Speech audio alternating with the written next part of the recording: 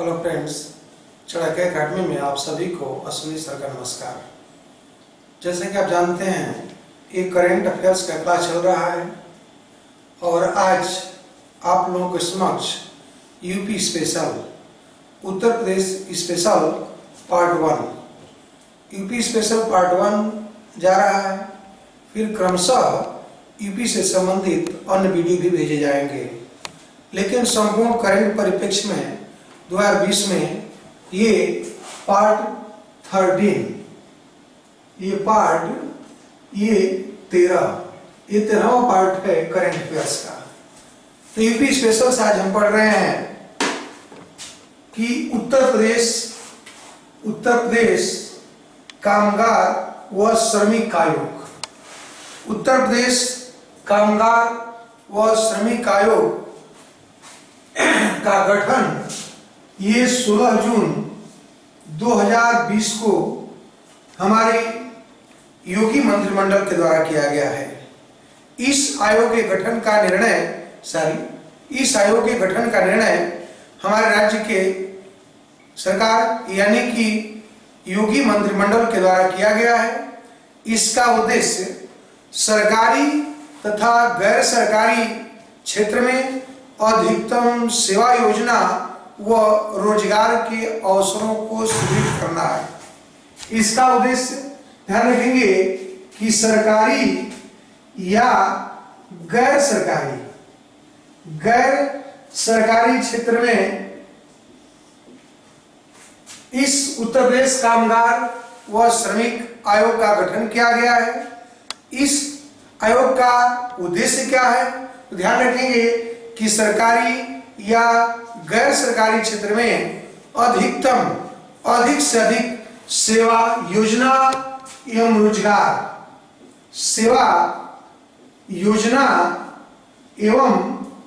रोजगार के अवसर पैदा करना, अवसर सृजित करना एवं उसमें निरंतर वृद्धि करना है।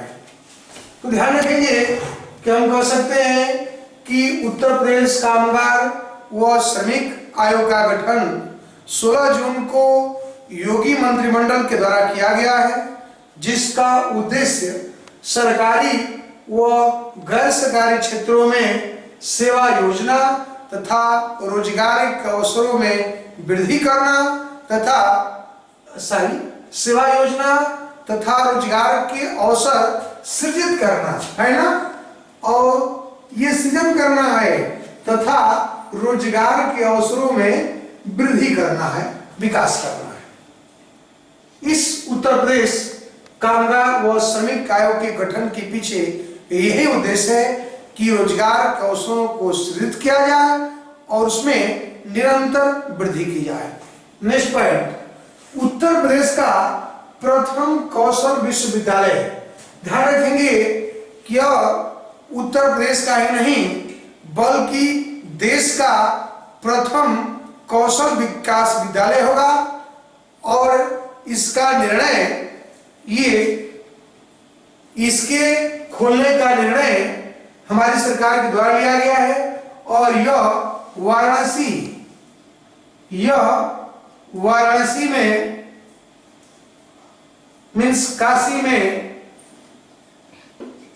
ये देश व प्रदेश के प्रथम कौशल विकास विद्यालय का खोला जाएगा। निर्णय लिया गया सरकार के द्वारा। ये निर्णय 20 जुलाई को लिया गया था। तो हम कह सकते हैं कि उत्तर प्रदेश ही नहीं बल्कि देश का प्रथम कौशल विकास विद्यालय खोलने का निर्णय ये 20 जुलाई को हमारी सरकार ने लिया है। यह पूर्वांचल के युवाओं के लिए एक वरदान सिद्ध होगा। इस विश्वविद्यालय के तहत ध्यान रखेंगे कि तकनीकी शिक्षा व व्यवसायिक शिक्षा के साथ साथ यहाँ पर ये शोध भी किया जाएगा। ध्यान रखेंगे कि देश व प्रदेश के प्रथम कौशल विकास विद्यालय की स्थापना काशी में होगी, वाराणसी में होगी, जिसमें यहां पर छात्रों को तकनीकी व व्यवसायिक शिक्षा के साथ साथ ये शोध भी कराया जाएगा, रिसर्च भी कराया जाएगा। नेक्स्ट, आत्मनिर्भर यूपी रोजगार अभियान। आत्मनिर्भर यूपी रोजगार अभियान का शुभारंभ जून 20 में, ये जून 20 में हमारे प्रधानमंत्री मोदी ने किया है। इस योजना का शुभारंभ जून 2020 में हमारे प्रधानमंत्री मोदी के द्वारा किया गया है। आखिर इस अभियान का उद्देश्य क्या है? तो आप जानते हैं कि कोविड-19 या कोरोना काल में ये अन्य राज्यों से, भारत के अन्य राज्यों से लौटे राज्य के प्रवासी श्रमिकों, ये कोविड-19 या हाल ही में कोरोना महामारी का ये अन्य राज्यों से जो प्रवासी श्रमिक लौटे हुए हैं, ये प्रवासी श्रमिकों को रोजगार देना है। आत्मनिर्भर यूपी रोजगार अभियान का शुभारंभ जून 2020 में मोदी के द्वारा किया गया है। इसका उद्देश्य हाल के दिनों में अन्य राज्यों से लौटे राज्य के प्रवासी श्रमिकों को रोजगार के अवसर उपलब्ध कराना है। ध्यान रखेंगे कि इस तरह के जो अभियान है वह उत्तर प्रदेश के 31 जिलों में शुरू होगी और इससे लगभग 25,000 ये जो प्रवासी श्रमिक हैं उन श्रमिकों को रोजगार का अवसर मिलेगा। तो हम कह सकते हैं कि यूपी आत्मनिर्भर यूपी रोजगार अभियान को जून 2020 में मोदी ने शुभारंभ किया है। इसका उद्देश्य हाल ही में अन्य राज्यों से आए हुए प्रवासी श्रमिकों को रोजगार उपलब्ध कराना है। यह कार्यक्रम, यह अभियान उत्तर प्रदेश के 31 जिलों में चलाया जाएगा, जिससे 25,000 ये प्रवासी श्रमिक लाभान्वित होंगे। नेक्स्ट, रोजगार छतरी योजना। ध्यान रखेंगे कि अगला है रोजगार छतरी योजना। हमारी राज्य गवर्नमेंट के द्वारा मीन्स योगी मंत्रिमंडल के द्वारा यह 15 जुलाई से चलाया जा रहा है। योगी मंत्रिमंडल ने इस योजना को मंजूरी दी है। तो योगी मंत्रिमंडल ने, ध्यान रखेंगे कि अनुसूचित जाति यानी कि शेड्यूल कास्ट के गरीब, शेड्यूल कास्ट के अनुसूचित जाति के गरीब व्यक्तियों को सर्वांगीण विकास, ये सर्वांगीण विकास के लिए उत्तर प्रदेश सरकार के द्वारा चलाई गई योजना है, जिसका नाम है रोजगार छतरी योजना। छतरी योजना। नेक्स्ट, मुख्यमंत्री शिक्षुता प्रोत्साहन योजना। ये बहुत इंपॉर्टेंट है, थोड़ा ध्यान देंगे। इसके अंतर्गत मीन्स मुख्यमंत्री शिक्षुता प्रोत्साहन योजना के अंतर्गत ITI से प्रशिक्षित लगभग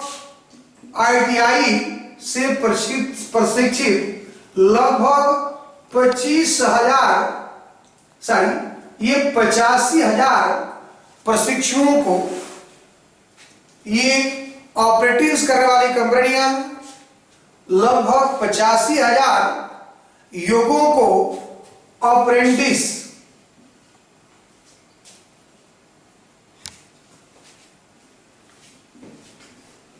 ये अप्रेंटिस करने वाली कंपनियों को ये लगभग 2,500 रुपया प्रति माह ये 2500 रुपया प्रतिमाह प्रतिरूप के रूप में दिया जाएगा, प्रतिपूर्ति के रूप में दिया जाएगा।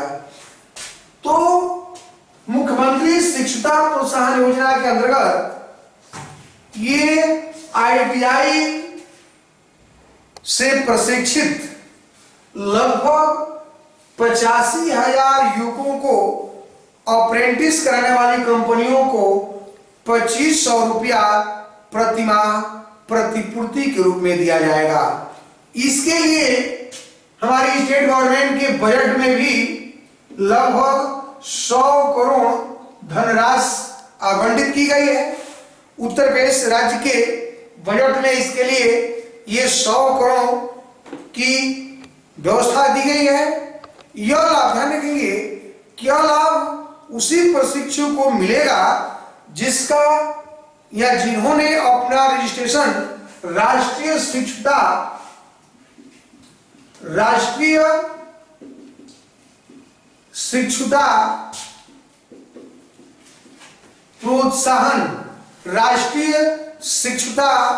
प्रोत्साहन योजना में कराया है। फिर से एक बार देखेंगे कि मुख्यमंत्री शिक्षुता प्रोत्साहन योजना क्या है।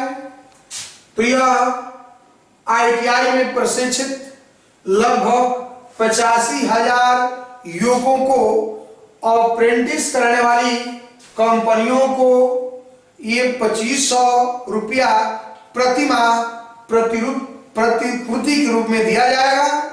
और इसके लिए बजट में 100 करोड़ का, उत्तर प्रदेश के बजट में, यूपी के बजट में 100 करोड़ का प्रावधान किया गया है। यह लाभ उन्हीं प्रशिक्षुओं को मिलेगा जिनका रजिस्ट्रेशन, जिनका पंजीकरण राष्ट्रीय शिक्षुता प्रोत्साहन योजना में हुआ है, क्योंकि इस योजना में केंद्र की भी सहभागिता है। नेक्स्ट, UPSSF का गठन। UPSSF का गठन ध्यान रखेंगे कि CISF ये केंद्र का जो गठन है, सुरक्षा बल है। CISF central industrial security force. तो केंद्र सरकार के जो सुरक्षा बल है, CISF के गठन के तर्ज पर ही यूपी सरकार ने SSF का गठन का निर्णय लिया है। Special security force, UP special security force के गठन का निर्णय हमारी स्टेट गवर्नमेंट के द्वारा लिया गया है। ध्यान रखेंगे किस तरह के सुरक्षा बल का गठन ये हमारे राज्य के हाई कोर्ट ने ही निर्देश दिया था।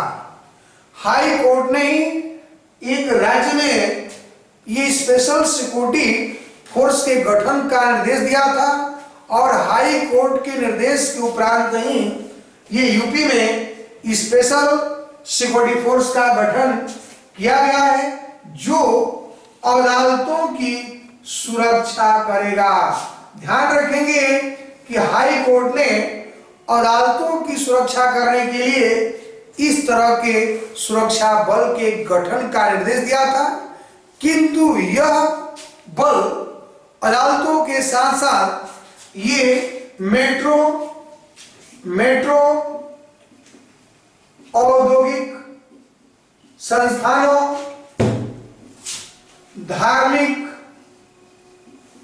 स्थलों तथा ये हवाई अड्डों,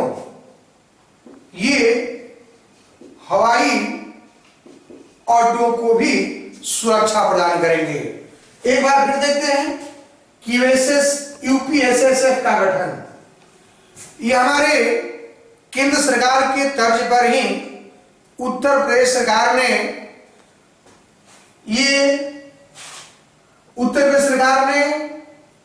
SSF के गठन का निर्णय, SSF के गठन, स्पेशल सिक्योरिटी फोर्स के गठन का निर्णय ये 26 जून को लिया।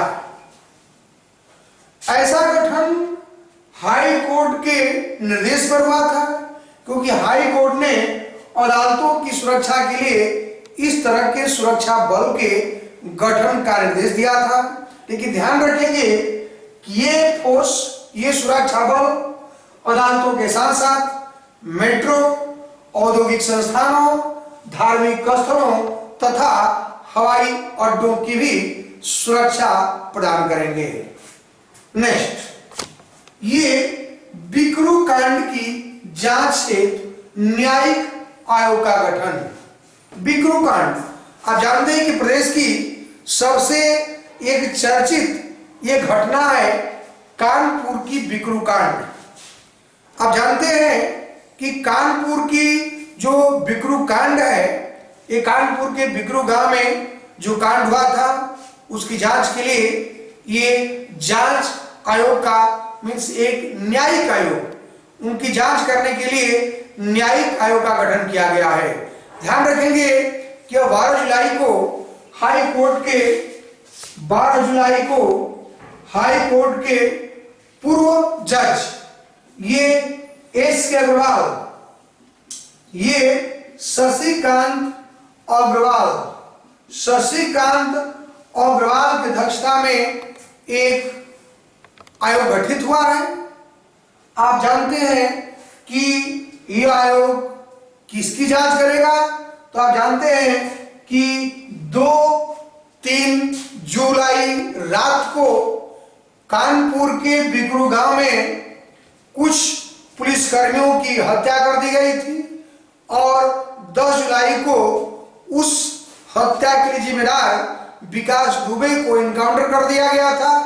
तो पुलिसकर्मियों की हत्या और विकास दुबे की इनकाउंटर की जांच करने के लिए ये शशिकांत अग्रवाल के नेतृत्व में अध्यक्षता में एक न्यायिक आयोग का गठन किया गया है।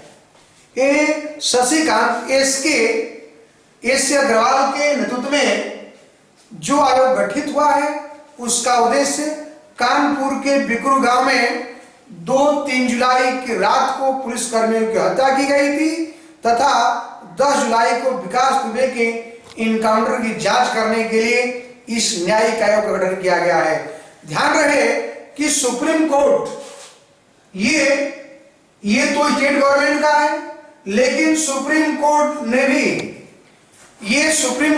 भी 22 जुलाई को ये सुप्रीम कोर्ट ने भी इस घटना की जांच करने के लिए बीएस चौहान के नेतृत्व में एक आयोग गठित किया हुआ है। तो सुप्रीम कोर्ट के निर्देश पर इस घटना बिकरू कांड की घटना को जांच करने के लिए बीएस चौहान के नेतृत्व में एक 30 जांच आयोग अर्थात न्यायिक आयोग गठन किया गया है। बीएस चौहान ये सुप्रीम कोर्ट के पूर्व न्यायाधीश हैं। इनके इस आयोग के 2 अन्य सदस्य हैं एस के अग्रवाल, जिसको आप अभी उल्लेख किए थे, शशिकांत अग्रवाल जो हाई कोर्ट के पूर्व न्यायाधीश हैं, तथा एक है के एल गुप्ता। ध्यान रखेंगे कि के एल गुप्ता ये पूर्व डीजीपी हैं। के एल गुप्ता पूर्व डीजीपी है, जबकि शशिकांत अग्रवाल हाई कोर्ट के पूर्व जज है। तो सुप्रीम कोर्ट के निर्देश पर बिकरू कांड की जांच करने के लिए ये बीएस चौहान के नेतृत्व में जांच आयोग गठित हुआ है, जबकि राज्य सरकार ने ये हाई कोर्ट के पूर्व जज शशिकांत अग्रवाल के नेतृत्व में एक न्यायिक आयोग का गठन किया हुआ है जो पुलिसकर्मियों की हत्या तथा विकास दुबे इनकाउंटर की जांच करेगा। यह है बिकरू कांड की जांच से न्यायिक आयोग। लास्ट है कुशीनगर को अंतरराष्ट्रीय हवाई अड्डे का दर्जा। अब जानते हैं कि सेंट्रल गवर्नमेंट का तहत होता है, तो 24 जून को ध्यान रखेंगे कि 24 जून को हमारे प्रधानमंत्री मोदी, ये मोदी की अध्यक्षता में ये केंद्रीय मंत्रिमंडल ने निर्णय लिया था कि कुशीनगर को अंतर्राष्ट्रीय हवाई अड्डे का दर्जा दिया जाएगा। तो मोदी गवर्नमेंट के निर्णय पर ये कुशीनगर को अंतर्राष्ट्रीय हवाई अड्डे का दर्जा दिया गया है। इसी के साथ मैं इस प्रथम पार्ट को, यूपी स्पेशल के प्रथम पार्ट को समाप्त करता हूं और फिर दूसरा पार्ट आपके समक्ष आएगा। तब तक के लिए धन्यवाद।